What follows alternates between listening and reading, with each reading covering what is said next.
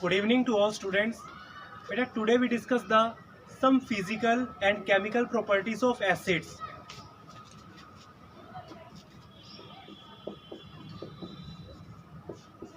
Firstly, we talk about physical properties of acid.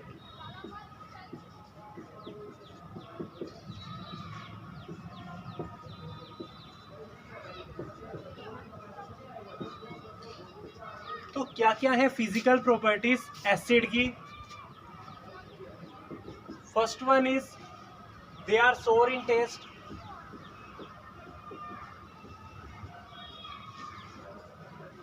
Second one is they release H positive ion.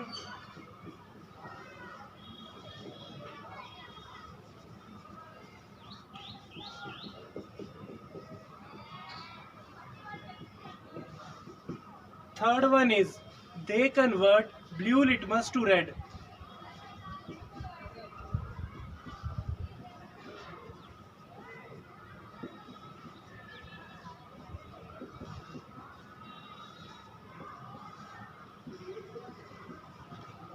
इसके अलावा आपको acid की physical properties पता करनी है तो आप और भी ज़्यादा इंडिकेटर की हेल्प से इसके बारे में पता कर सकते हो.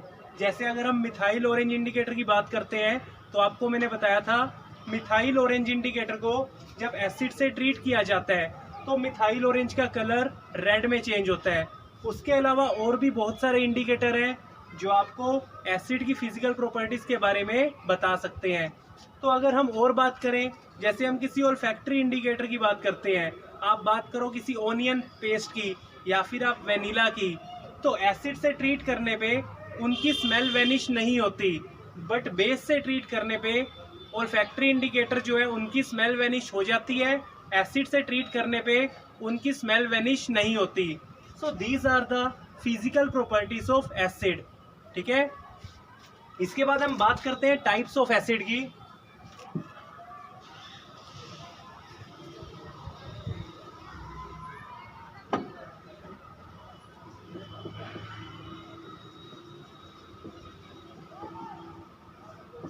तो टाइप्स ऑफ एसिड में आप ये भी देख सकते हो, एक तो होती है नेचुरल एसिड,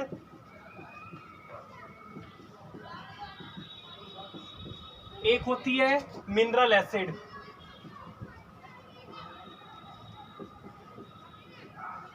मैंने आपको लास्ट की वीडियो में भी समझाया था, जो लास्ट हमारी चैनल पे डली है. नेचुरल एसिड में वो एसिड्स आएंगी जो आपको नेचुरल सोर्सेज से मिलती हैं, like acetic acid, tartaric acid,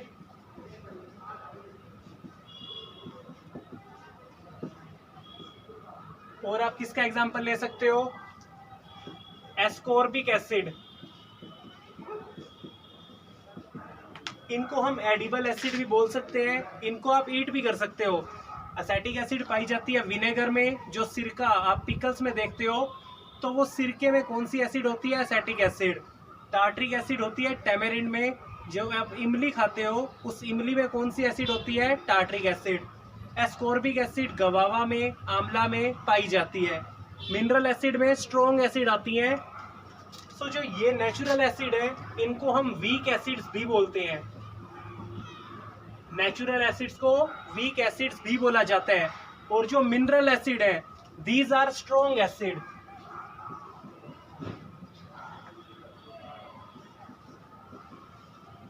जो आपकी मिनरल एसिड्स हैं दीज आर स्ट्रॉन्ग एसिड्स. तो बेटा हम इसको स्ट्रॉन्ग एसिड्स बोलते क्यों हैं, बिकॉज ये पूरी तरह से डिसोशिएट हो जाती हैं. ये आयंस में H पॉजिटिव आयंस आपको लार्ज अमाउंट में देगी, लार्ज कंसेंट्रेशन में देगी, इसलिए हम इनको बोलते हैं स्ट्रॉन्ग एसिड. तो इसमें आते हैं आपके hydrochloric acid, nitric acid, HNO3 and sulphuric acid. These are strongest acid. तो ये पूरी तरह से डिसोशिएट होती हैं और आपको ज़्यादा से ज़्यादा कंसंट्रेशन में H पॉजिटिव आयन रिलीज करके देती हैं. तो एक बात तो कॉमन है दोनों एसिड्स में, ये एसिड भी आपको H पॉजिटिव आयन देगी, ये एसिड भी आपको H पॉजिटिव आयन देगी. बट डिफरेंस क्या है दोनों में, इसमें H पॉजिटिव आयन का कंसंट्रेशन कम निकलेगा इसमें H पॉजिटिव आयन की कंसंट्रेशन ज़्यादा होगी। These are strong acid, these are weak acid, these can be edible, these can't be edible. इसको आप मतलब ये आपके फ्रूट्स वगैरह में होती है, इनको आप खा सकते हो एज इट इज़, बट इनको आप ईट नहीं कर सकते। These are harmful. These can also act as accidental attack. ये अगर आपके हाथ पे गिर गई तो छाला वगैरह भी हो सकता है, कोई चोट भी लग सकती है आपको। सो अगर ये कंसंट्रेटेड फॉर्म में हुई, अगर ये प्योर फॉर्म में होंगी तो और भी ज़्यादा हार्मफुल होती हैं। इनको डाइल्यूट भी किया जा सकता है जब इसमें वाटर ऐड किया जाए। जितना ज़्यादा वाटर आप ऐड करोगे उतनी इसमें एसिड की डाइल्यूशन से क्या होता है, एसिड का जो इफेक्ट है वो कम किया जा सकता है, बिकॉज H पॉजिटिव की कंसंट्रेशन कम होती है जितना ज़्यादा आप उसको डाइल्यूट कर दोगे। ठीक है, सो ये था एसिड्स के बारे में। अब इसकी कुछ प्रॉपर्टीज़ को डिस्कस करते हैं, केमिकल प्रॉपर्टीज़ को।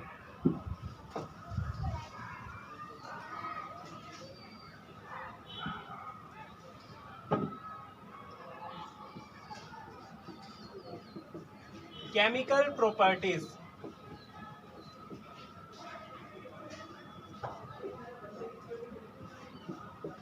केमिकल प्रॉपर्टीज के केस में हम इनकी केमिकल रिएक्शन दिखाते हैं। देखो, फर्स्ट इनकी केमिकल रिएक्शन दिखाई जाती है मेटल के साथ। जब भी आप मेटल को किसी एसिड से ट्रीट करते हो, it always gives you salt plus hydrogen. Salt plus hydrogen. जब भी मेटल को एसिड से ट्रीट किया जाए तो हमेशा सोल्ट और हाइड्रोजन गैस प्रोड्यूस होते हैं। आपने मेटल ले ली Zn और एसिड कौन सी ली, sulphuric acid, which is H2SO4। तो देखो अब सोल्ट कौन सा बन रहा है। देखो इसमें हाइड्रोजन गैस तो रिलीज होनी है, तो आंख बंद करके पहले तो हाइड्रोजन गैस को रिलीज कर दो। और अब क्या बचा आपके पास, एक जिंक बचा और इधर से सल्फेट बचा SO4। तो जिंक और सल्फेट मिलके क्या बना रहे हैं यहाँ पे, जिंक सल्फेट। तो ये तो आपके पास क्या हो गया, salt, and this is hydrogen. तो आपको क्या मिला, सोल्ट प्लस हाइड्रोजन, जब आप मेटल को किसी एसिड से ट्रीट किया गया। इसके बाद एक और देखो, मेटल कार्बोनेट प्लस एसिड। अगर हम मेटल कार्बोनेट में एसिड को ऐड करें तो क्या मिलेगा आपको, salt plus water plus carbon dioxide. अगर मेटल कार्बोनेट में एसिड को ऐड किया जाए तो आपको मिलता है salt plus water plus carbon dioxide. Example देख सकते हैं आप, मेटल कार्बोनेट लिया आपने Na2CO3, एसिड लिया आपने HCl। तो एक चीज ध्यान से देखो, यहाँ पे सोडियम भी है, यहाँ पे क्लोरीन भी है। तो सोडियम और क्लोरीन मिलके कौन सा सोल्ट बनाते हैं, NaCl। तो यहाँ सोल्ट बना NaCl, बट बैलेंसिंग भी तो जरूरी है ना। यहाँ तो चलो एक क्लोरीन है, यहाँ भी एक क्लोरीन है, यहाँ पे आपको एक सोडियम मिल रहा है, बट यहाँ कितने सोडियम दे रखे हैं, 2। तो यहाँ भी 2 सोडियम करने पड़ेंगे आपको। तो इधर 2 से मल्टीप्लाई। अब सोडियम को 2 से मल्टीप्लाई करने पे क्लोरीन कितने हो गए, ये भी आपके 2 हो गए। तो यहाँ भी आपको 2 से मल्टीप्लाई करना पड़ेगा। अब देखो क्या क्या बैलेंस हो गया, 2 sodium 2 sodium, 2 chlorine 2 chlorine. But यहाँ अब बचा क्या है, 2 हाइड्रोजन रह गए और एक CO3 रह गया। हमारे पास एक CO3 पेंडिंग है और 2 हाइड्रोजन पेंडिंग है। जब भी आपको ये कंडीशन मिले कि CO3 और 2 हाइड्रोजन, तो 2 हाइड्रोजन हर केस में क्या करेंगे, CO3 में से एक ऑक्सीजन को रिमूव करके 2 हाइड्रोजन और एक ऑक्सीजन मिलके क्या बनाते हैं, हमेशा वाटर। 2 हाइड्रोजन और एक ऑक्सीजन ये मिलकर क्या बनाते हैं, वाटर। अब CO3 में से एक ऑक्सीजन चला गया और बचा क्या, CO2। तो देखो इन तीनों चीजों को, आपको मिला salt, water and carbon dioxide. तो हमें क्या मिलना था? Salt, water and carbon dioxide. This is the condition when metal carbonate react with acid.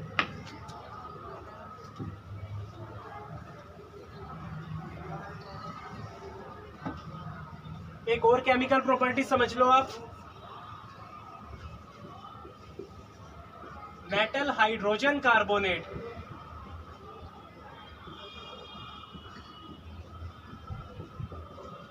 Plus acid, it also give you salt plus water plus carbon dioxide। Metal hydrogen carbonate, इसमें अगर acid को add किया जाए, again it gives you salt, water and carbon dioxide. Metal hydrogen carbonate, hydrogen carbonate का मतलब होता है HCO3 negative.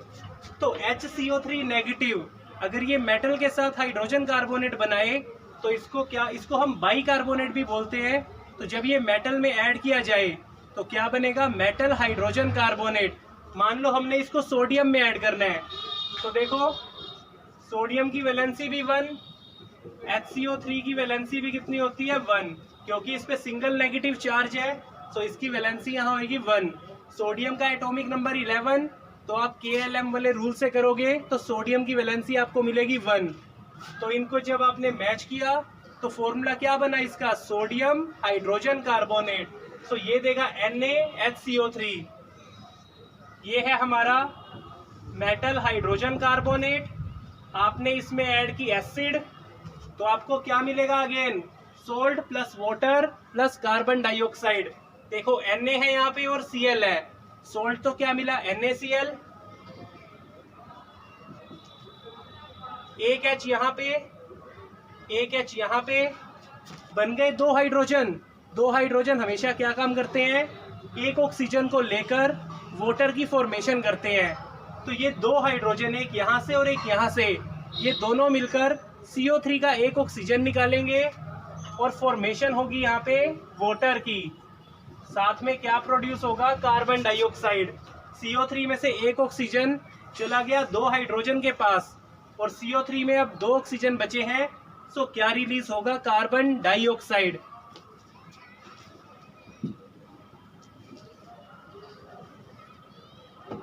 सो ये मेन क्या थी आपकी एसिड के केस में केमिकल प्रॉपर्टीज।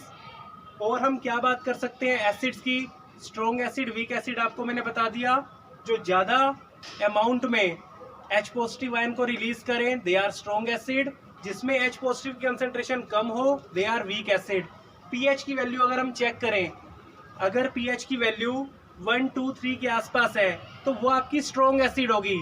जितनी कम pH की वैल्यू होगी उतना ही स्ट्रॉन्ग एसिड होगा।